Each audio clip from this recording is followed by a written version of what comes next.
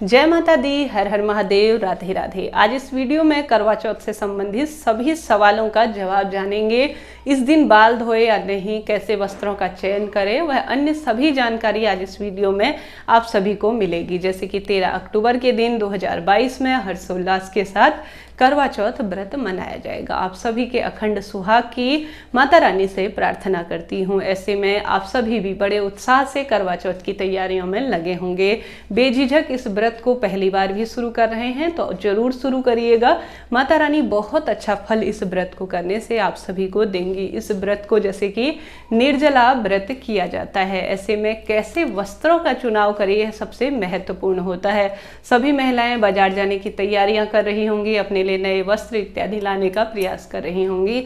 तो ऐसे में बहुत सारे सवाल आप सभी के आ रहे हैं कि नया जो है वस्त्र लाना जरूरी है या नहीं। देखिए, वस्त्र साफ स्वच्छ धुले हुए होने चाहिए, शास्त्रों में ऐसा कहा गया है। जरूरी नहीं है कि नए वस्त्र लेकर आएं। हाँ, कई बार जो है ससुराल पक्ष से करवा चौथ अगर पहली बार व्रत कर रहे हैं तो पीहर पक्ष से सबकी अलग अलग धारणाएं हैं, नए कपड़े भिजवाते हैं। परंतु कई जगह जो है सामान्य तौर पर पुराने ही वस्त्र पहने जाते हैं। पुराने कहने का अर्थ है पहली बार शुरू कर रहे हैं तो अपने शादी का जोड़ा पहनिए, नहीं तो कोई लाल या पीले रंग की जो साड़ी या कोई सूट इत्यादि रखा हुआ है तो वह धुला हुआ होना चाहिए। उसे आप धारण कर पूर्ण रूप से 16 श्रृंगार कर अपने व्रत को कर सकती हैं। जरूरी नहीं है कि हर बार नया वस्त्र लाया जाए। यह आवश्यक नियमों में कहीं नहीं है कि हर बार नया वस्त्र, कोई भी व्रत हो, हर एक व्रत में यह बात लागू होती है। पुराना वस्त्र आप पहन सकते हैं, बस काला नीला रंग नहीं होना चाहिए। यह पूजा में पूर्ण रूप से वर्जित माना गया है। तो नया चूड़ा, नई बिंदी, नई बिछिया इत्यादि भी नया पहनना चाहते हैं तो बहुत अच्छी बात है। अगर ला सके तो यह तो बहुत उत्तम है, नहीं ला सके तो कोई दिक्कत की बात नहीं है। पुरानी चूड़ी, बिंदी इत्यादि यह चीज़ें कभी पुरानी नहीं होती एक सुहागिन महिला के लिए। परंतु कोशिश कीजिएगा इस दिन जो शादी का जोड़ा है उसे ही पहने तो बहुत अच्छा शुभ यह परिणाम देने वाला होता है। कुंवारी लड़कियां भी लाल या पीले रंग के वस्त्रों का ही चयन करें तो यह बहुत शुभ होगा आपकी कुंडली के हिसाब से भी। इसके साथ ही 13 अक्टूबर के दिन बाल धोए या नहीं, जैसे कि हर एक व्रत में साफ स्वच्छता का पूर्ण रूप से ध्यान रखा जाता है। तो 13 अक्टूबर के दिन पड़ने जा रहा है गुरुवार, तो इस दिन जो है पूर्ण रूप से बाल धोने की मनाही होगी। भले ही आप पीरियड इत्यादि से हों तो देखिए उस दिन तो अगर आपको 5वां दिन हो रहा है और आप व्रत में हैं तो आपको बाल धोने ही पड़ेंगे।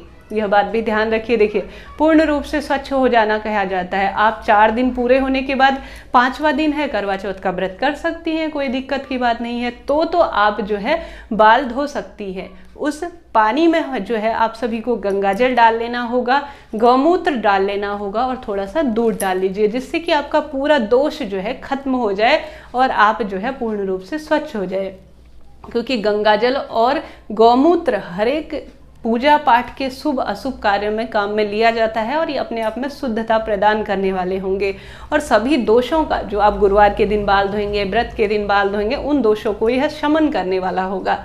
ऐसी स्थिति में आप बाल धो सकती हैं अगर आप पीरियड से हैं और इस दिन निवृत्त हुई है। परंतु जो महिला पीरियड से नहीं है, साफ स्वच्छ अवस्था में है, तो वह बुधवार के दिन बाल धो लें, नहाय खाए की प्रक्रिया कर लें और गुरुवार के दिन जो है बाल न धोएं। करवा चौथ के दिन गुरुवार पड़ने जा रहा है, इस बात का आप सभी को मैं ध्यान करवा दूं। कुंवारी लड़कियां भी इस चीज़ का ध्यान रखें और शादीशुदा लड़कियां भी जो है महिलाएं भी इस चीज़ का ध्यान रखें कि इस दिन बाल नहीं धोएंगे जाएंगे, यह पूर्ण रूप से दोष इत्यादि होगा। कई महिलाएं यह सोचती हैं कि हम सुंदर नहीं लगेंगे या हमारे बालों में तेल डला हुआ है। नहीं, ऐसी कोई धारणा नहीं है। साफ स्वच्छ आपका मन है, आपके भाव हैं जो ईश्वर के प्रति हैं। बाल इस दिन नहीं धोने हैं। पहले दिन आप सभी को प्याज लहसुन इत्यादि का त्याग कर देना होगा और बालों को पूर्ण रूप से धोकर अपने व्रत का शुभारंभ कीजिएगा। और साथ ही इस दिन जो है मैं सभी से कह रही हूँ, काले नीले वस्त्र चयन ना करें। साथ ही सुहाग की सामग्री भी दूसरों की यूज ना करें, इस चीज का ध्यान रखिए। बहन बेटियां एक साथ एक कमरे में तैयार होती हैं और अपनी सुहाग की सामग्री दूसरी महिला को दे देती है। नहीं, यह सही नहीं माना जाता। खासतौर पर करवा चौथ के दिन इस चीज का आप सभी को ध्यान रखना होगा। अपना मांग, सिंदूर, चूड़ी, बिंदी इत्यादि करवा चौथ के दिन तो कभी किसी को ना दें, इस चीज का ध्यान रखें। इसके साथ ही तामसिक चीज आप कहते हैं कि हमारे यहाँ जो है तामसिक चीजें प्याज लहसुन इत्यादि खा लिया जाता है, परंतु शास्त्र नियम यही कहता है कि पहली रात्रि से बैगन और मसूर की दाल, प्याज, लहसुन इत्यादि पूर्ण रूप से वर्जित है। तो पहली रात्रि से ही व्रत का अर्थ क्या होता है? उपवास का अर्थ होता है ईश्वर के आसपास रहना। ऐसे में ईश्वर के आसपास हमारे शास्त्रों में यही कहा गया है कि अपना शरीर जो है व्रत के योग्य बनाना, ईश्वर के करीब ले जाना। तो व्रत कैसे योग्य होगा इस बारे में आप सोचिए। व्रत जैसा खाए अन्न वैसा हो जाए तन, ऐसी मान्यता है। तो प्याज लहसुन इत्यादि न खाएं, यह बात आप सभी ध्यान रखिए। इसके साथ ही कई बार मन में आता है हम जो है बीमार है, जल पी सकते हैं। बिल्कुल आप पानी पी सकते हैं। गर्भवती महिला है तो वह फलाहार ले सकती हैं, कोई दिक्कत की बात नहीं है।